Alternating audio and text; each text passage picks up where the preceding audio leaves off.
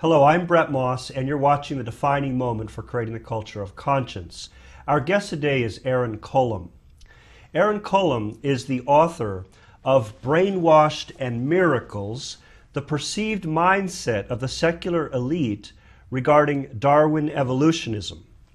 Aaron Kolom served as the assistant chief engineer on the Space Shuttle program for Rockwell International up to the first 3 flights, and was involved in the design of numerous military and spacecraft at North American Aviation and Rockwell International in Los Angeles.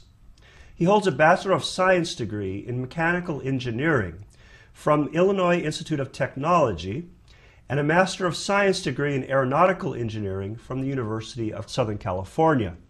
Aaron is originally from Chicago. He and his wife Sarita have 3 children, 9 grandchildren, and 7 great-grandchildren. Aaron Kolom, welcome to The Defining Moment. It's really a pleasure for me to welcome you here to our studio today. Thank you. Thank you very much, Bret. Thanks for coming.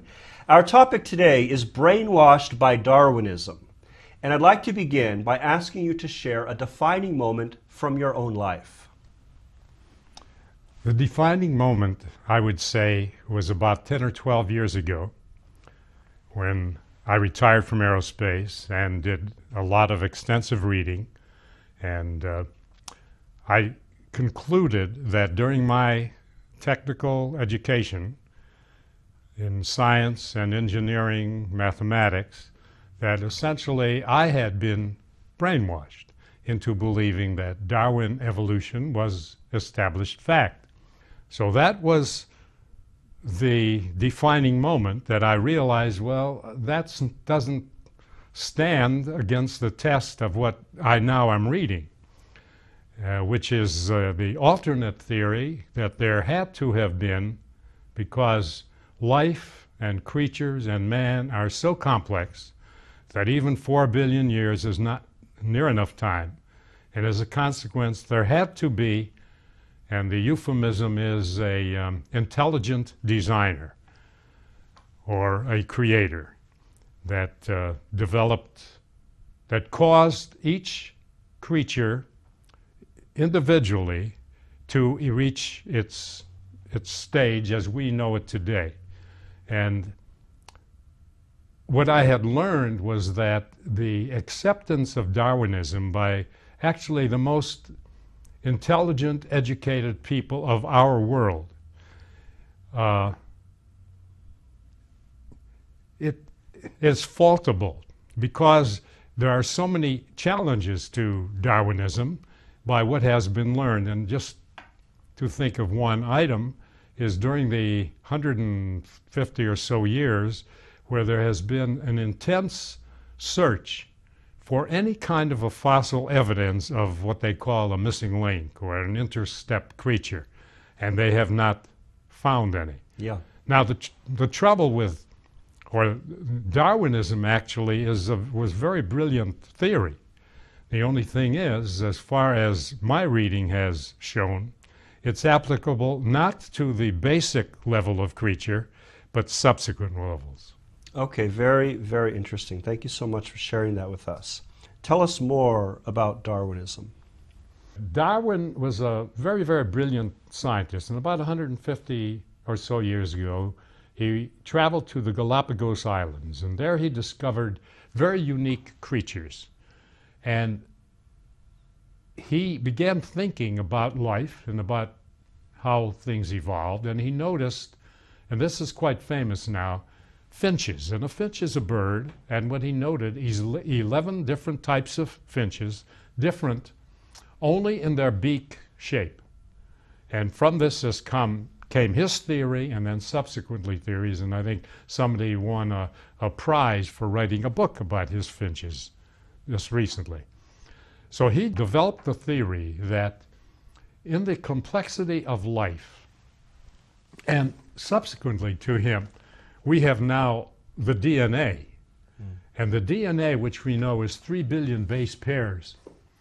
Now, occasionally, even in nature, there will be an error as we make an error, let's say, in our office or in a machine, and there's a reproduction error, and one of those elements changes. Well, the consequences, as we now know from genomes and humans and animals, is that has an effect. And Darwin's theory, and he is focusing now on these beaks, because what he noticed is each finch's beak shape was adapted particularly to the food source it had, the seeds that it fed on and where they were located. And so he evolved, and this is the beauty of Darwin evolution theory, that there will be a happenstance accident, and as a consequence, there will be a physical change in that creature or that animal or what have you. And from that, if it is beneficial, and this is where he got his survival of the fittest theory, and it works, and we are all aware of that, not only in the finches, but let's take the sun and earth.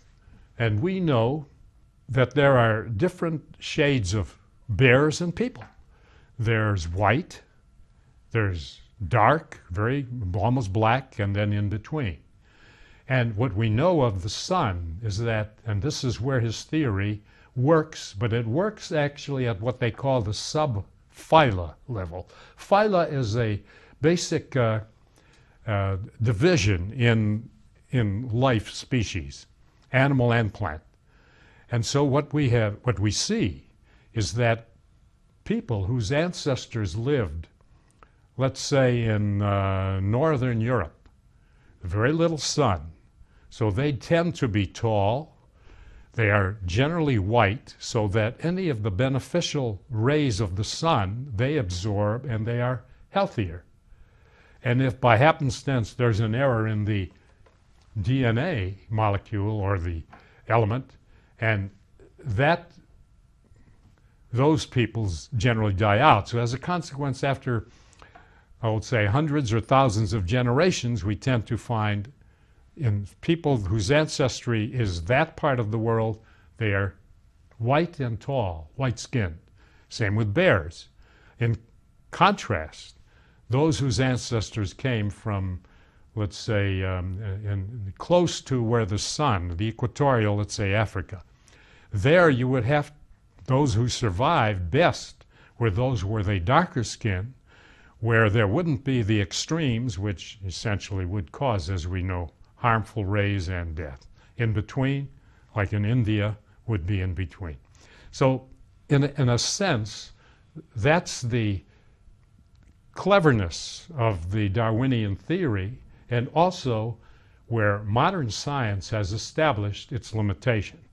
And reading books such as about the cosmos, which is the beginning of our universe, the life we know, which now is defined as 13.7 billion years ago, and incidentally, 10, 12 years ago, the closest science could come was somewhere between 13 and 15 billion. It's now been nailed down to 13.7.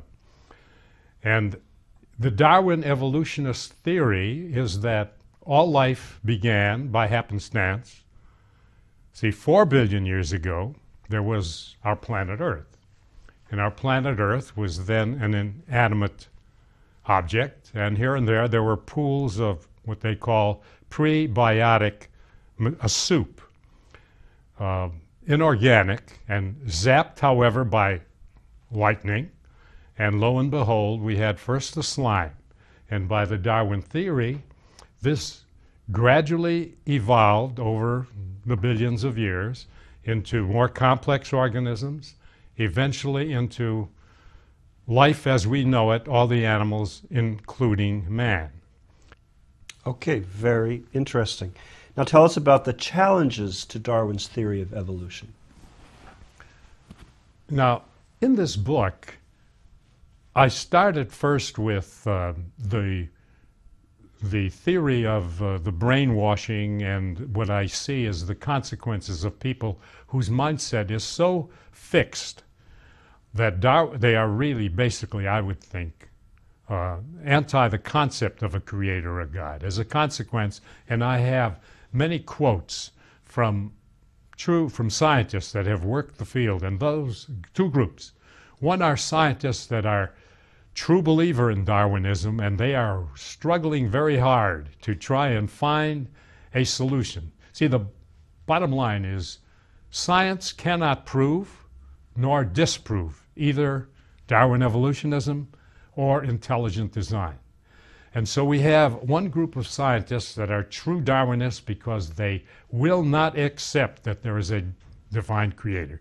They just will not. And I have quotes in here stating, but they will say, I've run into obstacles in their research to try and prove Darwinism at the basic creature level, and they cannot. And so there will be a phrase like, it's almost as if there was a miracle. It's like the chicken and the egg, you know, which came first? And if you don't have this, how can you have that? So that's the second group that I have in the book. Incidentally, Darwin himself, when he developed that theory, he was honest, and he said, if during subsequent times one cannot find in the fossil record, then you have to forego my theory. But you don't find the modern Darwinists who will quote that.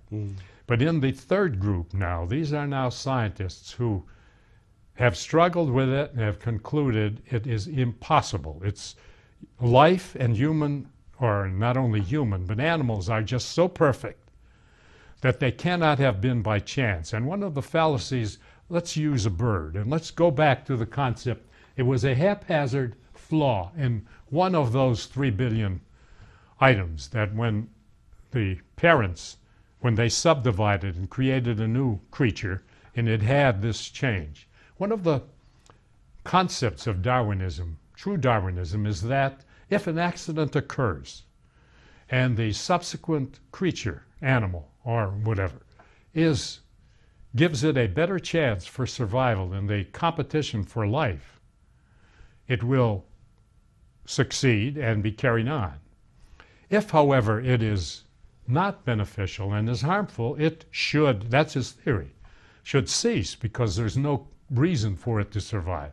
So I take the bird, and you look at a bird and you say, what does it have that makes it, because it flies, it escapes its predator because it can fly.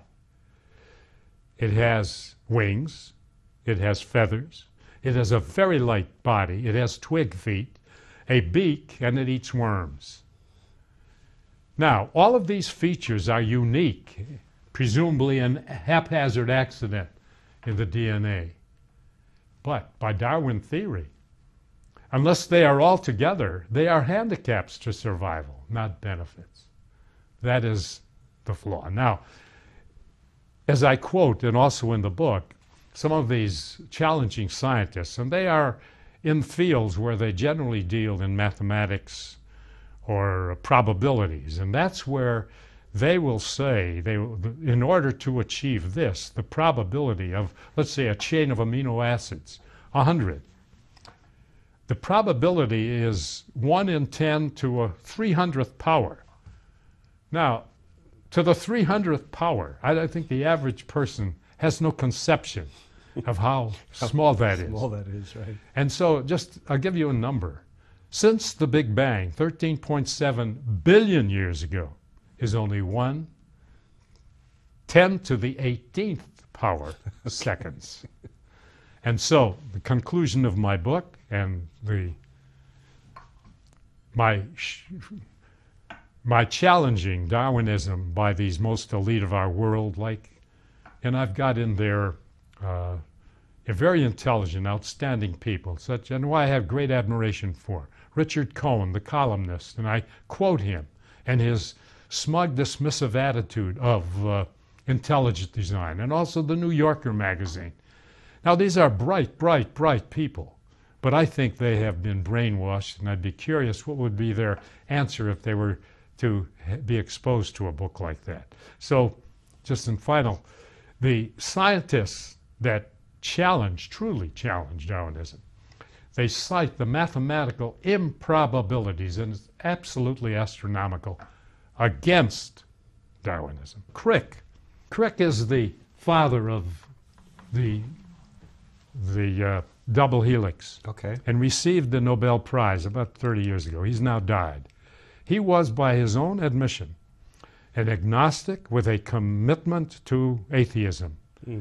And he's his own words. How can it be? It's almost as if there's a miracle. But I'm going to keep trying to find a scientific solution. So intelligent design comes when the scientists have analyzed all the possibilities of Darwin evolution and say it does not satisfy. Wow, okay, great. Please share with our viewers what the Big Bang, Einstein's theory of relativity, and the book of Genesis all have in common.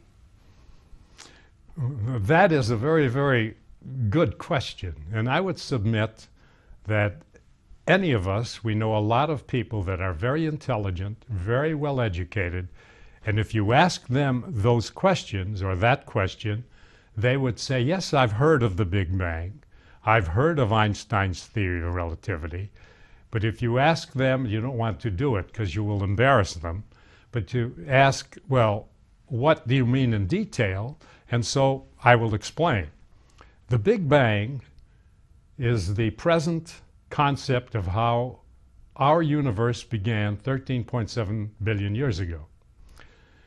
And at that time, everything, you and I and this table and this city and this Earth and our solar system and our galaxy and the entire universe was all compressed and super compressed into something, and a philosopher in the 12th century said, which present day cosmologists, that's physicists that deal with the cosmos, agree with, something no larger than a mustard seed. Now this is hard to conceive, but this is solid science. So the entire universe began with something that small, and now we get to Einstein, a very brilliant man, said that time is relative according to where you are. And the two parameters, two factors are the gravity field you are in and the speed you're traveling. Now, right now, all of us are traveling about 220 miles per second. We're going around the Earth 1,000 miles an hour. Our Earth is going around the sun, and our solar system is going around the Milky Way. So 220. However, the speed of light is 186,000 miles a second. Gravity field. Now, imagine yourself, you're in your home, and there's a ray of sunlight coming, and you see a mote of dust.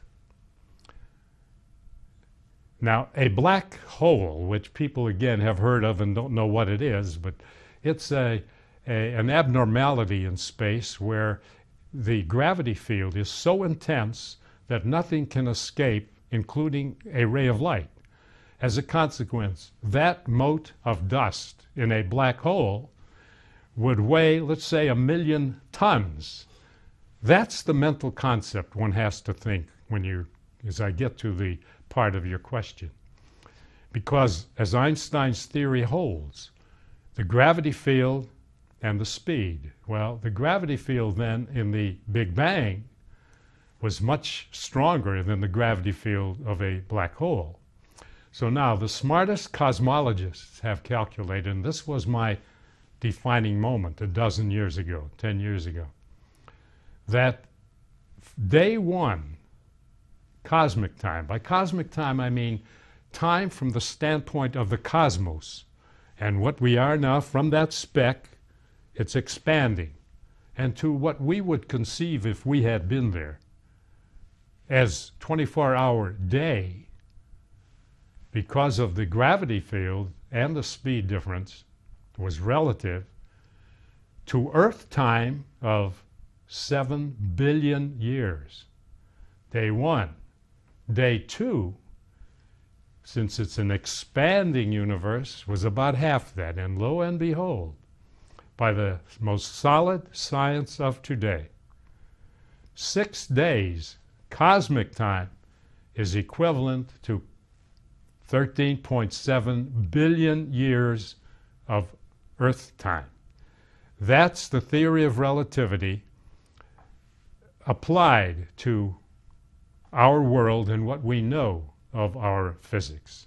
Now, in my book on page 91, can I read Sure. that? Because I think that's interesting.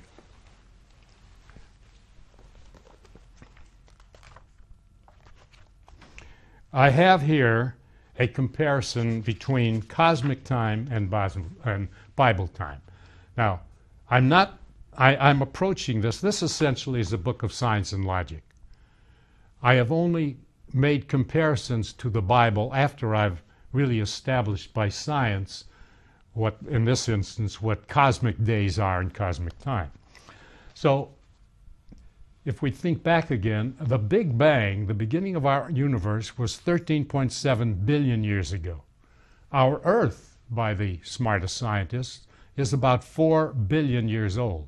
What happened in the intervening 9 to 10 billion years? Well, Earth was then part of the matter that swirling around eventually became our galaxy, our solar system, and our Earth. And as a consequence, by cosmic time, Earth probably started at the end of day 2. So what we have here, and now I'm going to read what the best science says about happenings of cosmic day 2 and day 3 versus what the Bible says. Okay. So cosmic day 2, which would be 6.5 billion years ago to maybe 3+ billion years ago. Galaxies start to form, the disk of the Milky Way forms, our solar system forms. Now what does the Bible say? God said, "Let there be a firmament called heaven to separate the waters above from the waters below." Now let me read day 3, which is even more interesting. Cosmic time, science timeline. 3 billion years to about 1.5 billion years ago. Earth cools, liquid water appears, plants appear, first traces of single-cell life appear as soon as there is water. What does the Bible say? Very simply. Gathering of waters below, dry land appears, grass and trees appear. Okay, beautifully said and very elegant. Thank you so much. The secular elite, who are considered the greatest minds in our culture, have been brainwashed by Darwinism into denying the role of a creator. What are the real dangers that this mindset poses to our society? The dangers as I fit, and I came to this after completing the book. We live in a world which is full of man's fabulous creations. We walked the moon, probed the stars, instant communication. Anyone on Earth to practically anyone else on Earth. We've had kings and tyrants with absolute authority of life and death over people, and we've developed democracy. Now, democracy is based on the concept, and remember this, I remembered when I was young. I may not believe in what a man has to say. I will fight to the death his right to say it. Now, that's such a beautiful concept. Where has it gone? Let me go back into the past. We have seen the expressions today of the intolerant atmosphere in major universities, this movie Expelled. In 1909, that's a century ago, there was the director of the Smithsonian Institute, a paleontologist of world renown, and he is exploring in the Canadian Rockies. Now, back 530 or so million years ago, that was underwater, Permian age. And the sand was so fine that even something far less substantive than bones were captured as fossils. He discovered 60,000 fossils. What did he do with them? He hid them again in the basement lockers of the Smithsonian Institute, only discovered about 10 years ago by a graduate student. Why? Because he was afraid that even his tremendous career would be killed, would be thwarted if he dared to present them, because not only did they not support Darwinism, they challenged it. And at that time, the entire world had been taken by the theories of Darwinism and was on a worldwide exploration hunt, find a missing link fossil, because there was not a single fossil with an in-between interstep element. They were all fully formed, extant creatures of today. Those professors who presume to teach what my book is about are expelled from the universities.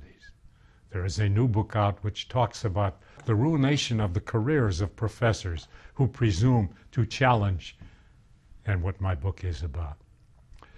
Now, you ask the question, what is the ultimate danger? And it's the overswing. Now, our world, our democracy, it began with freedom of speech. And now the pendulum has overswung.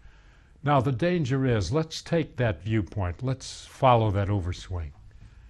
First, we expel professors that dare to teach an alternate view.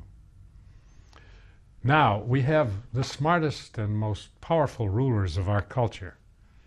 And they say, life, man, is but an accident. He might not have evolved at all. Therefore, and this is the key point, there is no higher moral or ethical authority.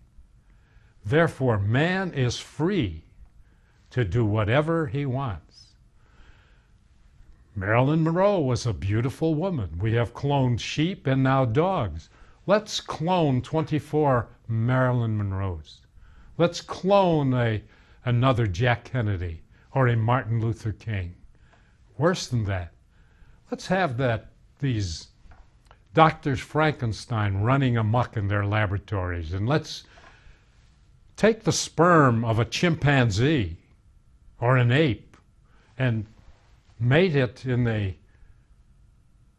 laboratory with the egg cell of a human, and reverse it, the egg cell, and what will we have? That is the ultimate fear.